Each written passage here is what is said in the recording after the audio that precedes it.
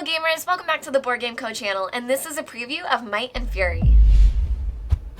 Hey there gamers, I am Professor Meg, and welcome back to the Board Game Co channel. This is a preview of Might and Fury.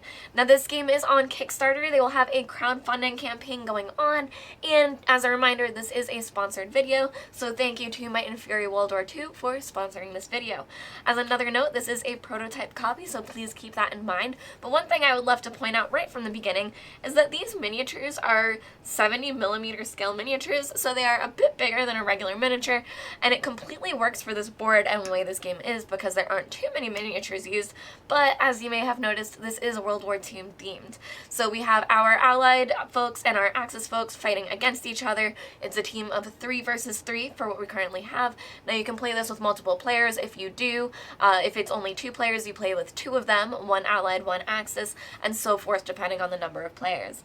Now this is a game that is very tactical. You're going to be going through multiple different phases, attempting to outwit your opponent with different things that you're able to do. Now you have your military deck that you're going to be using, and it has colors that are extremely important to you, but also different roles that are also very important in different areas. So with that, we'll just jump right into it for a little bit more detail, but this is Might and Fury World War II. Now, as I said, you are going to be playing as the 2 different sides during World War II. So that is something that you will start off with drafting, is your different leaders for your different teams. So for example, over here we have Winston Churchill, Franklin Roosevelt, and Joseph Stalin. And over here we have Adolf Hitler, Benito Mussolini, and Hideki Tojo. So those are your different leaders that you are able to draft and play as, and each of them comes with their own tactical card. Now I'll explain what the tactical cards do later because it doesn't come in until phase 2, but just know that when you do draft them, you get a tactical card inherently, and then you'll be able to gain other tactical cards as well. Now players also receive these great little top secret folders, which I think are just a great mechanic of the game because this is hidden information, but it's extremely thematic to have something like this to be able to place your cards into. So we'll get there when it comes to that time, but during the first phase of the game, you are trying to launch your campaign.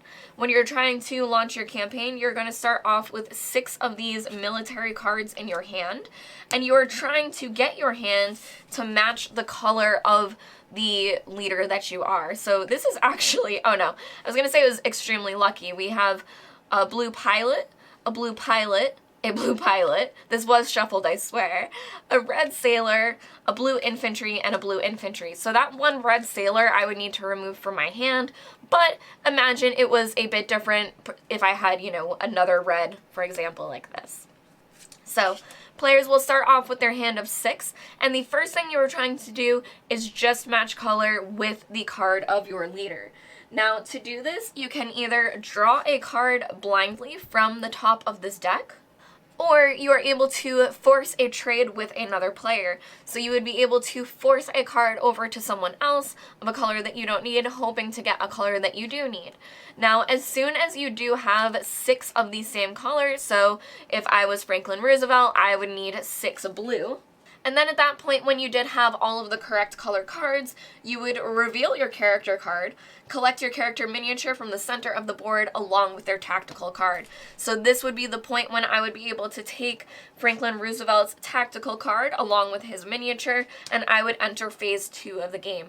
Now some players can enter phase 2 without other players being in phase 1, and phase 2 is where you're able to start attacking and gaining control of all of these different areas along the board. So this is a very important thing to do as quickly as possible because that's how you get to phase 2, and phase 3 is the final battle where you hope to win the game. So this can be very important, but you will have to go through the military deck along with trading cards with other players and interacting with them, forcing trades with you to be able to hit this point. Now, during the complete route phase, players are going to be moving around the board, having different battles in these locations. And then after that, depending on the results of the battle, if you won or lost, you would place a victory for your team. And then what you're trying to do is complete a route from one area to another with victories from your side. So If you drew your route example, this is midway to the Battle of the Bulge. So here's midway, and here's Battle of the Bulge. You can see that they are on opposite sides of the board, so you need to complete a route one way or the other to be able to complete phase 2. Now is when the different roles in the military decks are going to become extremely important, because when you are completing a route, you are able to build, and this gives you a few options, but the first option is drawing 3 military cards, which will give you more flexibility to be able to play. You can also buy tactical cards, which cost 3 military cards. So if I was Franklin Roosevelt, I would only be able to use these blue sailors and pilots. So if I did build up red cards in my hand, I would be able to just discard them, but I could build up 3 to trade in for a tactical card. Now that is the build phase. There is also a trade phase where for anyone that may be your teammate, you are able to trade or donate up to 3 military cards or 1 tactical card to them as well. So this could be a way to funnel cards to someone, or if you get a tactical card that could be a lot better for someone else, you are able to trade it to them.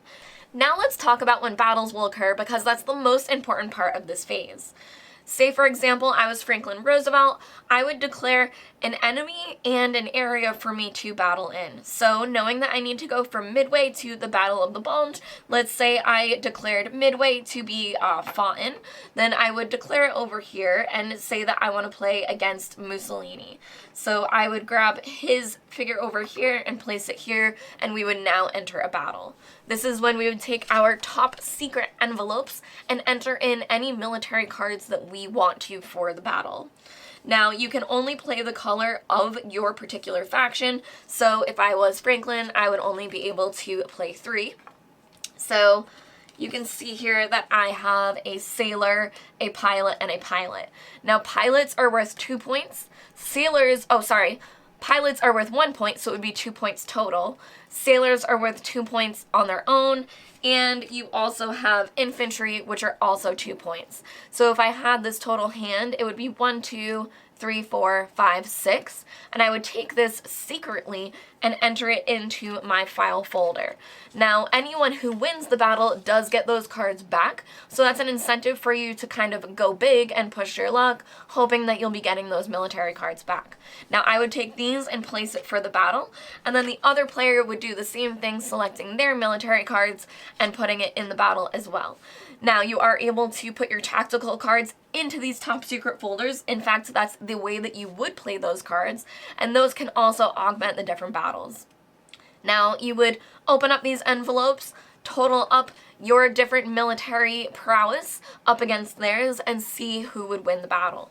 In this example, if we did win, then Mussolini would go over to this little area that has a 1, 2, and 3. He would be facing the 3, and that means that for 3 turns, he is safe from being attacked. After he goes to the 1, he would have to move out, and one of these would be placed to show that another battle cannot occur there. Now, as far as me winning with Franklin, I would then be able to take one of the allied victory markers and put it into midway. Now, when you win, you are able to place 3 of those. You always place 3, and you start with the place where you won. So I would be able to place 2 into midway, and then I would be able to spread out wherever else I would want to go. This would be a pivotal choice where I could choose to go up to Pearl Harbor, and then I would probably want to battle here next. However, this does give my opponent an incentive to also battle in Pearl Harbor and win that battle instead. Now, there are some times where a battle could end in a draw because you are just adding up what's already on the envelopes and nothing can be changed after that. In that case, players keep their cards, everything is kept except for their tactical cards if any of those were spent, and no one wins the battle. Now, as I said, you get to keep your cards if you win the battle, so if you were the loser, you do also have to discard your tactical cards and your used military cards, which will set you further back in the game. Now, as I said, we are trying to get from midway over to the Battle of the Bulge. If I did make it all the way over there with these markers, then my team would enter phase 3 of the game, which is the final battle. During the final battle, you will have your top secret folders as well, but your entire military will get to add up their strength together, which means the entire team would take all of their cards that they want to contribute to the final battle, add it into their top secret card, and the opponent's team would do the same. Hopefully you're able to come out on top, and that is how battle will work in Might and Fury. This game is very much a back and forth of what cards you are able to draft, what you are choosing to spend, and when you're choosing to spend it. You may think that you have more power than the other player, but they may have 4 cards in their hand that are worth 2 points each, and you didn't see that coming. So it is a bit of a balance of not going too soon, deciding when you should initiate these battles, and when you should be drawing and trying to find more powerful cards to have in your hand. Now, as a reminder, this game is on Kickstarter that you can check out the link down below, and this has been a sponsored preview. Thank you all for watching the Board Game Code channel. I'm Professor Meg, and I'll see you next time. Bye!